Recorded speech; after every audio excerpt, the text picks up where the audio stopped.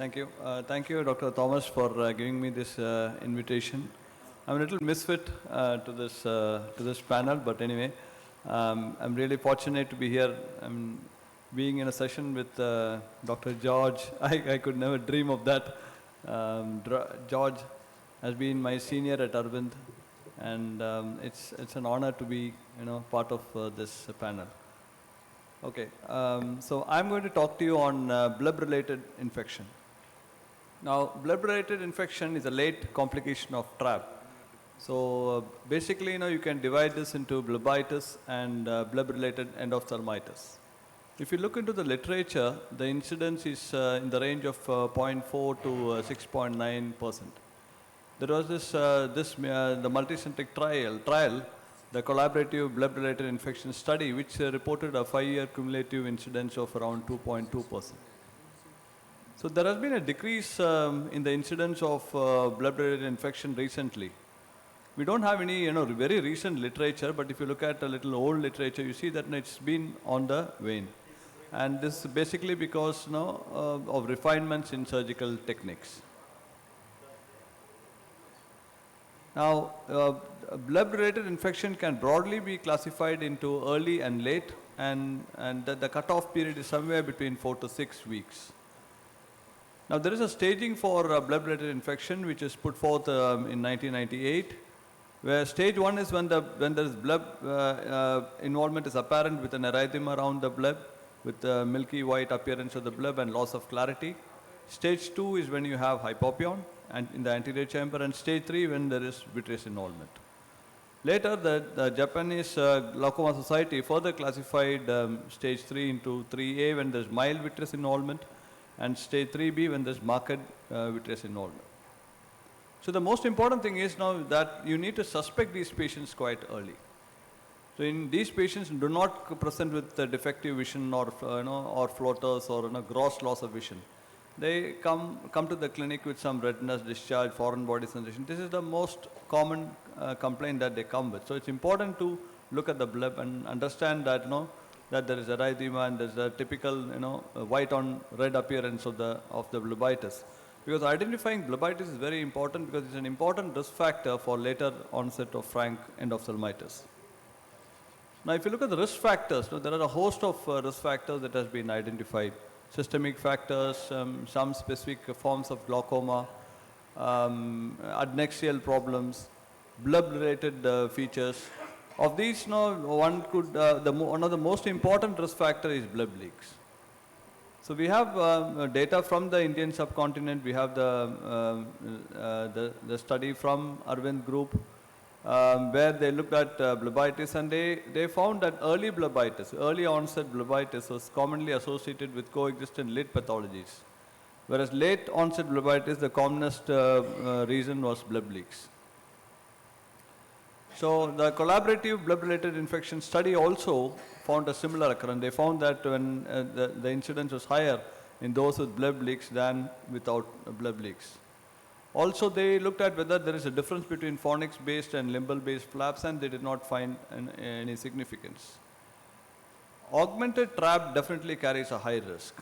So there is no major difference between mitomycin and 5-FU, but there is one report which found that it was slightly higher with MMC when compared to 5-FU. So basically, use of antifibrotic agents increases the risk a bit. Bleb manipulation is a definitive risk for bleb-related infection. Suture lysis, bleb needling, autologous blood injection, compression sutures, bleb revision, all of these are established risk factors. Sometimes these happen not just immediately before the onset of endophthalmitis. There may be a period of weeks or months later after these manipulations. Patients can present with endophthalmitis, and this is also an established fact. So we need to keep this in mind. Now, is combined surgery a risk factor? The collaborative study found that it was not a risk factor.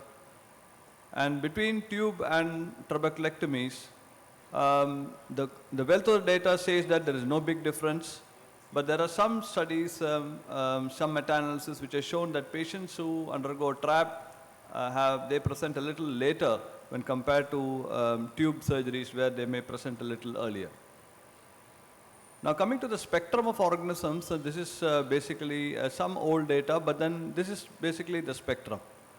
So the commonest organism, as you can see, is Streptococcus, followed by other organisms.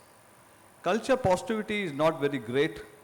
The spectrum can vary between early and late blood-related infections. In early infections, it is mostly Staphylococcus, and in late, it may be Streptococcus. Again, stage-wise, there may be a difference.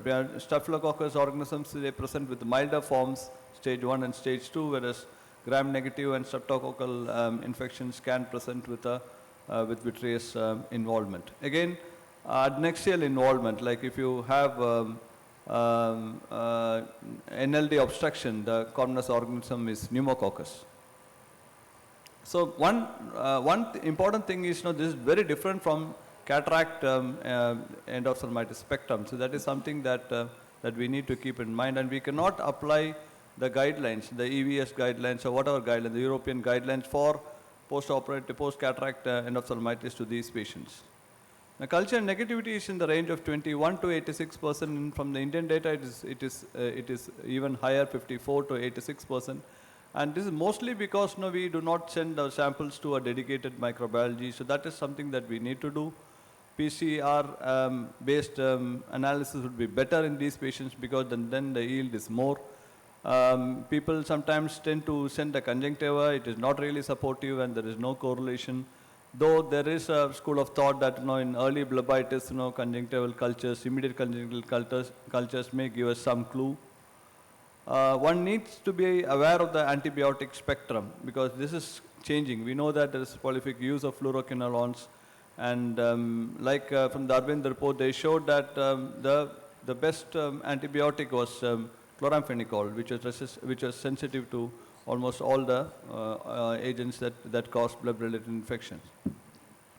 Now this is a patient who is a 55-year-old gentleman. He underwent trabeculectomy. 2 months after trabeculectomy, he came with hand movements vision. As you can see, there is a hypopion and in the anterior chamber. So basically it was, and this is the ultrasound. You see that the vitreous is not involved. So basically we were dealing with a stage 2 kind of an infection. So we thought we should first initially manage the patient with topical antibiotics, and day 3 you see there is some kind of vitreous involvement that is there. Vitreous opacity start to appear, and then we thought, okay, now we should give an intravitreal antibiotic, and intravitreal vancomycin and ceftazidime was given in this patient. Day 5 there was still persistence, and the patient required one more injection, intravitreal antibiotic, and finally the patient had a good outcome. The cultures, the conjunctival culture grew Staphylococcus. PCR was negative in this patient. The vitreous tap was sterile. Sometimes you do not, as I said before, the culture positivity sometimes is not always positive, and sometimes you will have to manage these patients empirically. So this is anyway the final outcome. At 20th day, you see the patient regained his vision. The bleb is now much better. The white on red appearance is no longer there. Fortunately, the intraocular pressure is also normal. So basically in stage 1, one needs to just use topical antibiotics. The drug of choice is fortified vancomycin and cefazolin. Basically you're trying to cover the gram-positive organisms. But then you need to change it. Now if you're thinking of a stage 3 disease, sometimes if you think in terms of gram-negative infection, like if you have an infiltrate sitting in a combined surgery, if you have an infiltrate sitting in the corneal wound, you may have to change your antibiotics. In stage 2, you can support it with an oral or parenteral antibiotics. And stage 3, obviously, you need to do a vitreous tap, intravitreal antibiotics, and vitrectomy. The controversy is that is intravitreal good enough as early vitrectomy? So this is from the collaborative blood-related infection study. The guidelines are almost similar. But they added steroids in patients when there was a vitreous involvement. So in terms of early vitrectomy versus intravitreal, if you look at various studies, there is no big difference between these two. No statistics. There are some reports which have said vitrectomy has worse outcomes. Others have found intravitreal injections have worse outcomes. The inclusion criteria are very different. We cannot actually compare these two groups. But now, with the advent of small gauge vitrectomies, we tend to do early vitrectomies in these patients, and the outcomes are fairly predictable. One thing that is important is most of these patients have persistence of infection. They may require a second surgery. Intravitreal injection patients may end up getting into a stage when they require vitrectomy. Nearly 1/3 to 40% of patients may undergo this. And again, patients who undergo vitrectomy may require second vitrectomy in these situations. Sometimes you need an elaborate procedure like putting in a patch graft and taking care of the bleb leak, which is probably the inciting factor. And also sometimes very elaborate procedures like this where you need to excise the bleb. So these may be required in resistant cases. Removal of the glaucoma drainage device is also controversial, but no, it is a reservoir for offending organisms, and therefore it has to be removed. Visual outcomes, blebitis minimally affects the visual function. But when it is bleb-related infection, then the visual prognosis is slightly worse. Many of these patients could have poor visual outcomes unless managed very early. The collaborative bleb-related infection found that stage 3 and positive cultures are significant risk factors for poor outcome. Now, in terms of IOP control, again, they found that stage 3 disease is a prognostic factor for increased IOP. Otherwise, IOP control is not a major issue in these patients. Again, the organism is also important. When you have highly pathogenic bacteria like gram-negative bacteria, then the outcomes, both anatomical and functional outcomes, can be poor. So to conclude, the incidence may be less these days, but one needs to remember that bleb leaks, mitomycin traps, young patients and patients with systemic disease like diabetes are predisposing factors. Early diagnosis is very crucial. Identification of blebitis is very important before it gets into endophthalmitis stage. And aggressive management is the rule. It is not like cataract, post-cataract endophthalmitis. Organisms are different, and early vitrectomy concept is safe and catching up, especially to avoid toxin damage.